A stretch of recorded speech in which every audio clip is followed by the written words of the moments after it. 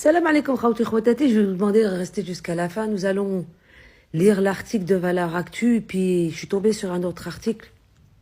C'est de là sur Facebook, hein, de 360 degrés de fake news, oui, parce qu'apparemment, Sifawi, le sioniste, vous savez très très bien que les sionistes détestent l'Algérie, les dirigeants algériens et les Algériens tout court, hein, parce que on ne les reconnaît pas. Alors, Algérie, Boualem Sansal appelle à se mobiliser pour sauver le pays face au régime de Tebboune. L'écrivain détenu près d'1 an en Algérie a retrouvé les membres de son comité de soutien à Paris jeudi 27 novembre. Il a appelé à se mobiliser pour sauver l'Algérie. Mais on n'a pas besoin d'un Maghrébin qui passe son temps à dénigrer le pays qui l'a vu grandir, qui lui a donné toutes les possibilités, d'ailleurs jusqu'à de hautes fonctions, qui est utilisé comme serpillière en France pour nous dire, nous les Algériens, qu'est-ce qu'on doit faire. Non, nous avons un président qui travaille, qui fait tout pour que l'Algérie se soulève, s'élève. Et c'est ça qui vous fait mal en fait. Tu as été libéré, tu es revenu en très bonne santé. D'ailleurs, tu avais une plus belle mine que quand tu es parti. On a passé du temps à défendre notre gouvernement, nous, certains influenceurs sur les réseaux sociaux, pendant que certains journalistes, certains politiciens diffamaient, mentaient sur ton cas. Et toi, tu continues à faire ta propagande. On y va, Boualem. D'après Le Point, Boualem Sansal a décrit le régime algérien Abdelmadjid Tebboune comme un régime en fin de course. Le pouvoir est isolé et totalement discrédite sur les sujets qui le mobilisent. Tout le monde reconnaît désormais la marocanité du Sahara occidental, même la Chine et la Russie ont lâché l'Algérie, a-t-il détaillé avant d'ajouter que le système est fissuré. Il faut se mobiliser pour sauver ce pays. Arrêté il y a 1 an à Alger, Boualem Sansal a été gracié le 12 novembre à la suite d'une médiation de l'Allemagne à l'issue d'un interminable bras de fer diplomatique. Devant ses soutiens, il les a exhortés à faire front.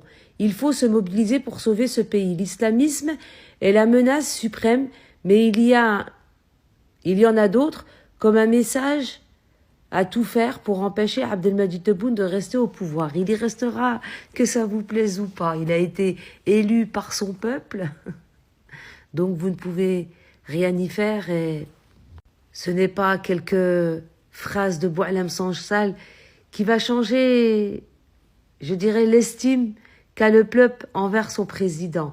Depuis son retour, l'écrivain pense également au journaliste Christophe Glaise, toujours retenu par le régime algérien. Boualem Sansal espère une libération lors de son appel le 3 décembre, ou alors c'est que le régime algérien serait redevenu fou.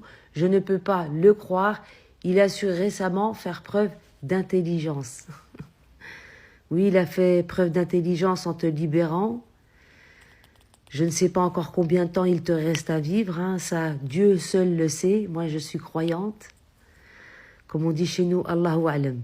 Bon, bref, on va continuer avec le 360 degrés de fake news. Oui, sur Facebook, vous avez le 360 degrés qui nous parle d'une vidéo publiée sur sa chaîne YouTube le 27 novembre. Mohamed Sifawi, journaliste algérien opposant au régime de son pays, raconte les coulisses de sa rencontre à Paris avec Boualem Sansal, fraîchement libéré, et se livre à des révélations sur l'état de santé très préoccupant du dirigeant algérien Abdelmadjid Tebboune qui souffrirait d'un trouble neurologique grave, le syndrome de Korsakoff.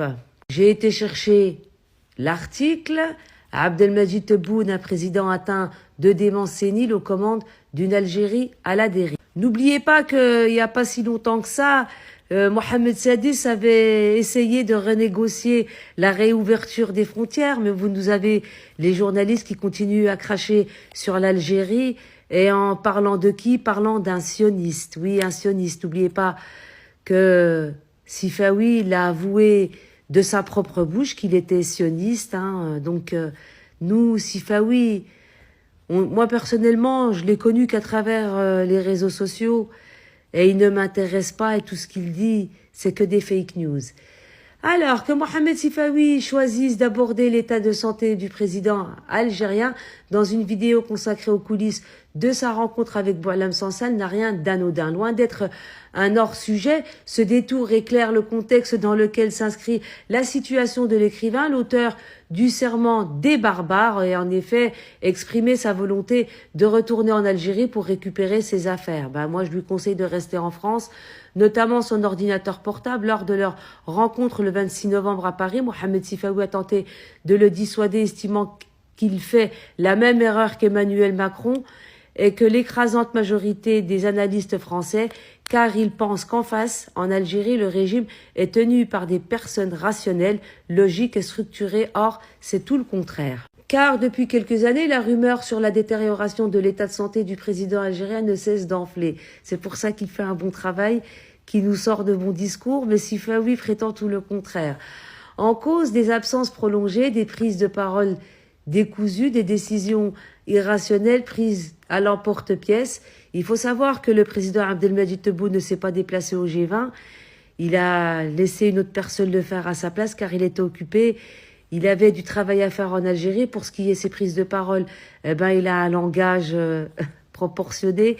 Il parle très très bien. Puis c'est pas lui qui dort sur une chaise ou qui marche avec une canne et qui est bancal. À 80 ans, Abdelmadjid Tebboune subit les contre-coups de son grand âge.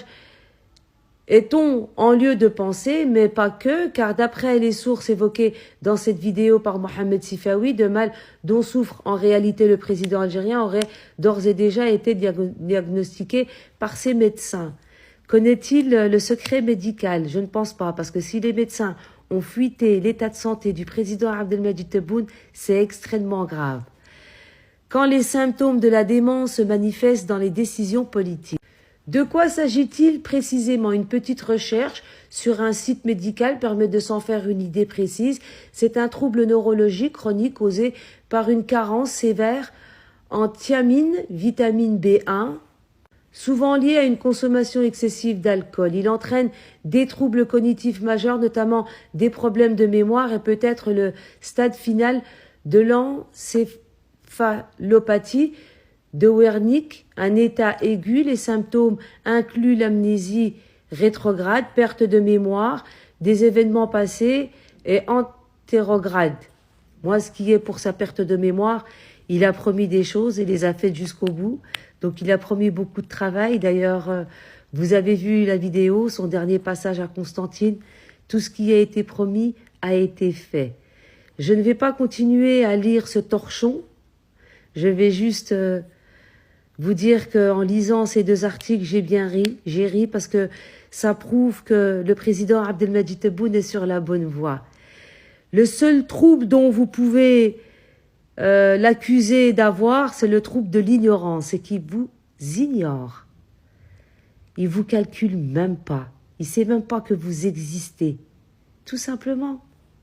Le président Abdelmadjid Tebboune a du travail à faire. Pendant que vous faites le travail de la propagande, lui écoute les citoyens algériens, fait du bon travail. Quant à vous, le 360, vous devriez parler justement de l'absence de Mohamed Sadis, 362 jours sur 365, ses petites escapades en jet ski, c'est son amourette avec Youssef Kadour. Où en est-il? Est-ce qu'il n'a pas changé de partenaire avant sa fin de vie, car vous savez qu'il est très très malade? C'est de ça que vous devriez vous préoccuper. Si vous parlez du président et de l'Algérie, tout en déversant toute cette haine et cette propagande pour rassurer le peuple marocain, je vais vous dire juste une seule chose. Il y a un jugement, le jour du jugement dans l'au-delà. Et vous allez rendre des comptes. Sifawi, Boualem Sansal, les journaleux marocains et tous les autres. Il y a un jugement. Et celui-là, vous ne pourrez pas y échapper. Et le président Abdelmadjid Tebboune sera face à vous. Et j'espère qu'une chose, c'est qu'il ne vous pardonne pas. Sur ce, Tahia al-Jazair, Wallah yarham al-Shuhada, notre pays est sur la bonne voie. Vous en avez la preuve, car il est beaucoup critiqué. C'est un pays qui brille et qui rend beaucoup de personnes aveugles.